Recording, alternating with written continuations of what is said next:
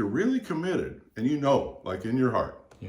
I'm doing absolutely everything I know and it's not producing the result that I want, then what you got to get is not that you're not committed, it's everything you know isn't what it takes. Yeah. You need to find more knowledge. You got to get, go get some help, get a Yeah. coach, do something, but expand your level of competence so that the actions that you take will produce the desired result. You don't sit there and wallow in, oh, I'm not committed.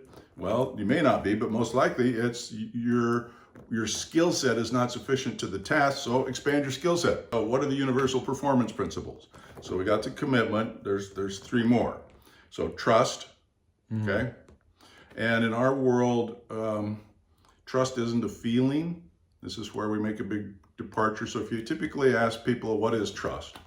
Right? They'll tell you a bunch of stories, so you get a lot of anecdotes and everything, but it boils down to, we tend to think of trust in one of two ways. It's a feeling. All right, well, I really feel great about Greg. I know I can trust him. Well, Yeah. how do you know that? Oh, I just feel it. I feel it. It's okay. Okay. That's what I would have said. Exactly. Or we talk about it like it's a thing. Oh, well, I gave Greg my trust, but then he broke it. And now I've taken it back and he has to earn it. Okay. So we treat it those way. In the business world today, things move too fast. You can't deal with either one of those. Okay.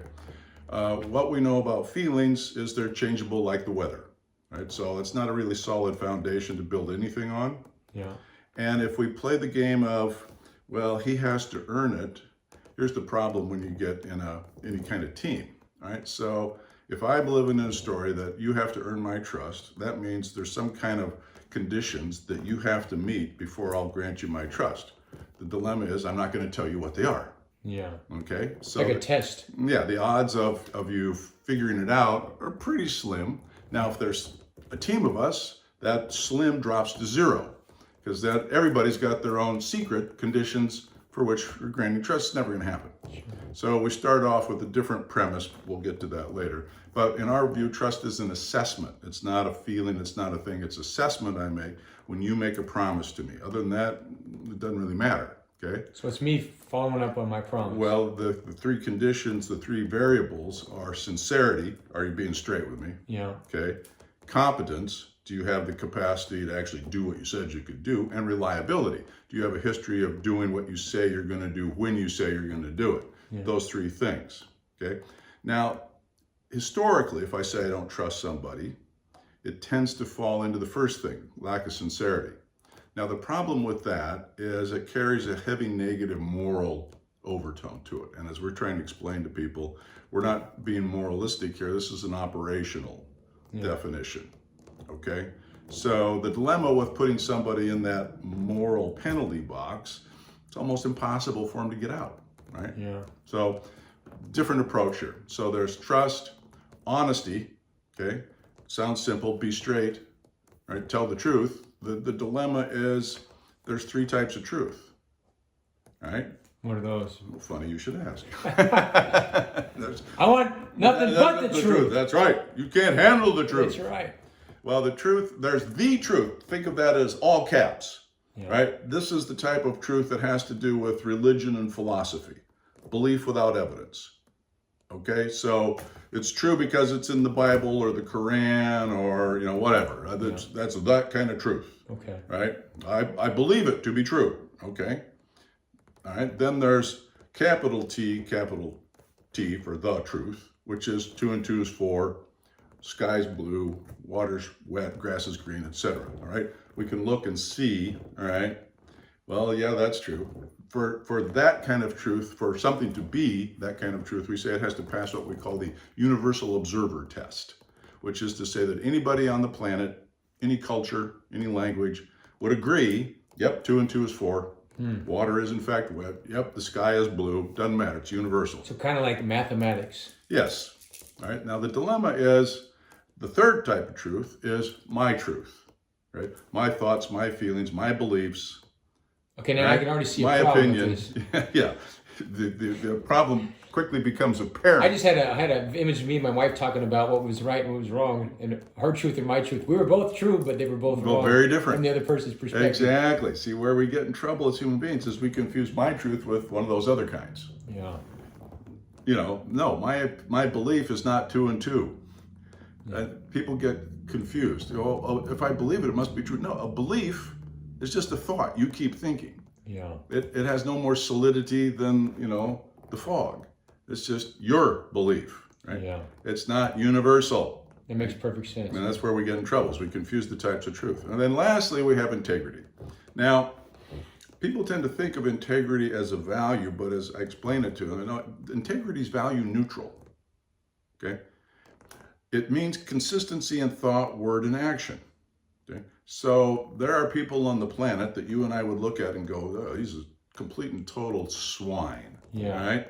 One day he's saying one thing, one day another. No. He is consistent. He thinks swine-like thoughts. Oh, okay. He says swine-like things, and he takes swine-like actions. All right.